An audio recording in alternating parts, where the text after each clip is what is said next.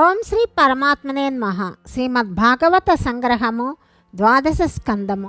ఈరోజు మనం 5వ భాగం గురించి తెలుసుకుంటున్నాము. భగవంతుడు. ఓ సూత మహాశయ, తంత్రశాస్త్రానుసారముగా క్రియాయోగ పద్ధతిలో భగవంతుని ఆరాధన గురించి మాకు తెలియచేయండి అని శౌనకుడు కోరుకున్నాడు. సూతుడు ఈ విధంగా చెప్తున్నాడు. ఈ బ్రహ్మాండము భగవన్మాయ యొక్క క్రియారూపమైన ప్రకృతి యొక్క వికారము, అంటే మార్పులతో ఏర్పడిన ఆకారము. ఈ బ్రహ్మాండము మహత్తత్వము, అహంతత్వము, పంచభూతాలు, కాలము, వికారాలు అనే వాటితోటి ఏర్పడింది. వికారాలు అంటే దశేంద్రియాలు, మనస్సు, పంచతన్మాత్రలు. ఇదే భగవానుని విరాట్ స్వరూపము, నారాయణుని దివ్య రూపము. ఈ విరాట్ పురుషుని పాదములు భూమి, శిరస్సు అంతరిక్షము, నాభి ఆకాశము, నేత్రాలు సూర్యుడు, నాసిక వాయువు, బాహువులు దిక్కులు, జనేంద్రియము ప్రజాపతి, అపానము మృత్యువు, భుజాలు లోకపాలురు, మనస్సు చంద్రుడు, రోమాలు వృక్షాలు. సమస్త జీవరాశుల యొక్క చైతన్యమే కౌస్తుభమణి అయి ప్రకాశిస్తున్నది. శ్రీవత్స చిహ్నమే సమిష్టి జ్ఞానము, వనమాలయే గుణాలతో కూడి ఉన్న మాయ. ఆయన యొక్క పట్టు పీతాంబరాలే గాయత్రి ఛందస్సు, వేదాలు ఆయన బ్రహ్మసూత్రము. జందమే అకార ఉకార మకారాలతో కూడిన ఓంకారము. ఆయన యొక్క మకర కుండలాలు సాంఖ్యము యోగము. ఆయన కిరీటము బ్రహ్మలోకము. ఆయన యొక్క ఆసనమే అనంతుడే మూల ప్రకృతి. ధర్మము, జ్ఞానము, ఐశ్వర్యము, యశస్సు, శ్రీ, వైరాగ్యము అనే 6 దివ్యగుణాలు విమల, ఉత్కర్షిణి, జ్ఞాన, క్రియ, యోగ, ప్రాహ్వి, సత్స, ఈశాన, అనుగ్రహ అనే 9 దివ్యశక్తులు కలిసి ఉన్న శుద్ధ సత్వమే ఆయన ఆసీనుడై ఉండే పద్మము. ఓజస్సు ఇంద్రియ శక్తి, సహస్సు మనశ్శక్తి, ప్రాణశక్తులతో కూడి ఉన్న శక్తియే ఆయన యొక్క కౌమోదకి గద. జలతత్వమే శంఖము, తేజస్తత్వమే సుదర్శన చక్రము, ఆకాశతత్వమే ఖడ్గముగా భాసిస్తుంటుంది. ఆయన యొక్క దేహవర్ణము నీలము, డాలు తమస్సు, ధనస్సు కాలము, అమ్ముల పొద కర్మరాశి, బాణాలు ఇంద్రియాలు, రథము సంకల్పము, రథము యొక్క అలంకరణలు పంచతన్మాత్రలు. భగవంతుడు అనే పేరుకు అర్థము జ్ఞాన, శక్తి, బల, ఐశ్వర్య, వీర్య, తేజస్సులనబడే షడైశ్వర్యాలున్నవాడు అని. భగవంతుని చేతిలోని పద్మము ఈ 6 లక్షణాలకు ప్రతీకము. వైకుంఠము ఆయన యొక్క స్థానము. గరుడు ఋగ్వేదము, యజుర్వేదము, సామవేదాలు. లక్ష్మీదేవి భాస్కరుని ఎన్నడూ విడిచియుండని తేజస్సులాగా భగవంతుని ఎల్లప్పుడూ అంటిపెట్టుకొని ఉండే శక్తి. నందాదులైన అష్టపార్షదులు, అణిమాది అష్టసిద్ధులు, సేనాని అయిన విక్ష్వక్సేనుడు తంత్రము, నారాయణుడే వాసుదేవ, సంకర్షణ, ప్రత్యున్మ, అనిరుద్ధులనబడే 4 మూర్తులై వ్యక్తమవుతాడు. భగవానుడే జాగ్రత్, స్వప్న, సుషుప్తి, ముక్త అవస్థలలో విశ్వుడు, తైజసుడు, ప్రాజ్ఞుడు, తురీయుడు అనబడతాడు.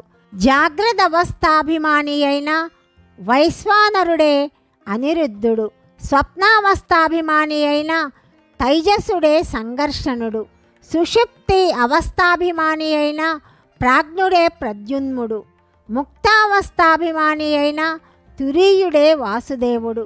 భగవంతుని యొక్క అనిరుద్ధ శక్తి సృజిస్తుంది, ప్రద్యున్మ శక్తి పాలిస్తుంది, సంకర్షణ శక్తి సంహరిస్తుంది, వాసుదేవ శక్తి ముక్తినిస్తుంది. భగవానుడే బ్రహ్మయందు అంతర్యామి అయి సృష్టిని, రుద్రుని యందు అంతర్యామి అయి సంహారమును చేస్తూ తానే స్వయంగా రక్షణ పోషణ చేస్తాడు. సర్వస్వానికి ఆ భగవానుడే కారణమైనవాడు. సర్వసాక్షి, స్వయం ప్రకాశకుడు, సర్వజ్ఞుడు, సర్వశక్తిమంతుడు. పరిశుద్ధాంతరాత్ములైన యోగులకు, భక్తులకు తప్ప ఇంకెవ్వరికి దేహేంద్రియ మనోబుద్ధులకు గోచరింపనివాడు. ఆనందానికి నిధి, అందరినీ ఆనందింపజేసేవాడు. ఈ లక్షణాలన్నీ ఉన్న శ్రీకృష్ణుడే భగవంతుడు.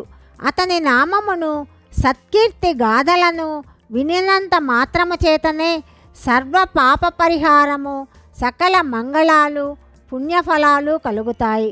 శ్రీకృష్ణ భగవానుడు మానవ మాతృలమైన మనల్ని కాపాడుగాక అని సూతుడు చెప్పగా శౌనకుడు ఇలా అర్జించాడు. సౌరవ్యూహము గురించి ఇప్పుడు మనం తెలుసుకుంటాము. శౌనకుడు అడుగుతున్నాడు, ఓ పుణ్యశీలుడా, శ్రీహరి సూర్యరూపములో 7 అనువర్తులతో నెలకొక నామముతో ఉపాసింపబడుతుంటాడు కదా, ఆ సూర్యవ్యూహము గురించి చెప్పాలని కోరుకుంటున్నాను అని అడిగాడు. సూతుడు ఇలా చెప్తున్నాడు, అనాది అవిద్య అయిన విష్ణుమాయ చేత స్మృజింపబడిన సూర్యుడు విష్ణువు యొక్క తేజస్సును పుంజుకొని లోకాలను ఉత్తేజపరచి పరిభ్రమిస్తూ ఉంటాడు. కాల విభజనకు, వైదిక కర్మలకు సూర్యరూపుడైన భగవానుడే ఆధారభూతుడు. అతడే 9 విధాలుగా ప్రవర్తిస్తాడు. కాలము, దేశము, క్రియ, సాధనము, యజమానుడు, అపూర్వము, ఆగమము, ద్రవ్యము, ఫలము. 12 మాసాలలో 12 గణాలతో కూడి సంచరిస్తూ ఉంటాడు. ప్రతి గణములో ఒక్కొక్క ఋషి, గంధర్వుడు, అప్సరస, నాగుడు, యక్షుడు, రాక్షసుడు ఉంటూ సూర్యునితో సంచరిస్తూ ఉంటారు. నెలకొక నామమును వహించి వ్యవహరించే సూర్యునితో సహా 7 సౌరగణ సప్తకము నెలకొక గణంగా ఏర్పడి ఈ క్రింది విధంగా మారుతూ భ్రమణం చేస్తుంటాడు. నెల మారుతుండే సౌరగణ సప్తకం పేర్లు ఇవి. చైత్రమాసంలో సూర్యుడు దాత, అప్సరస కృతస్థలి, రాక్షసుడు హేతి, నాగుడు వాసుకి, యక్షుడు రథక్రత్తు, ఋషి పులశ్చుడు, గంధర్వుడు తుంబురుడు. వైశాఖములో సూర్యుడు ఆర్యముడు, అప్సరస పుంజికస్థలి, రాక్షసుడు ప్రహేతి, నాగుడు కశ్చవేర, యక్షుడు అథౌజ, ఋషి పులహుడు, గంధర్వుడు నారదుడు.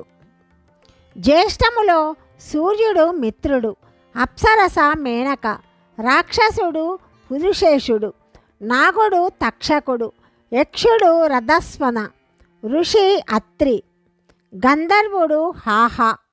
ఆషాఢములో సూర్యుడు వరుణుడు, అప్సరస రంభ, రాక్షసుడు చిత్రస్వనుడు, నాగుడు శుక్ర, యక్షుడు సహజన్య, ఋషి వశిష్ఠుడు, గంధర్వుడు హూహు. శ్రావణములో సూర్యుడు ఇంద్రుడు, అప్సరస ప్లంలోచన, రాక్షసుడు వర్యుడు, నాగుడు ఏలాపుత్ర, యక్షుడు శ్రోత, ఋషి అంగిరస, గంధర్వుడు విశ్వావసువు.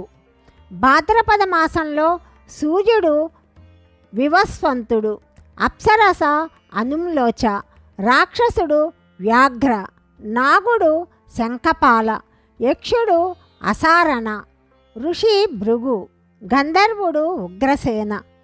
ఆశ్వేయుజములో సూర్యుడు త్వష్ట, అప్సరస తిలోత్తమ, రాక్షసుడు బ్రహ్మపేత, నాగుడు కంబల, యక్షుడు శతజిత్తు, ఋషి జమదగ్ని, గంధర్వుడు ధృతరాష్ట్ర. కార్తీకములో సూర్యుడు విష్ణు, అప్సరస రంభ, రాక్షసుడు మఖాపేత, నాగుడు అశ్వతార, యక్షుడు సత్యజిత్తు, ఋషి విశ్వామిత్ర, గంధర్వుడు సూర్యవర్చ. మార్గశిరములో సూర్యుడు అంశుడు, అప్సరస ఊర్వశి, రాక్షసుడు విద్యుశ్చక్ర, నాగుడు మహాశంఖ, యక్షుడు తార్క్ష్య, ఋషి కశ్యప, గంధర్వుడు ఋతసేన.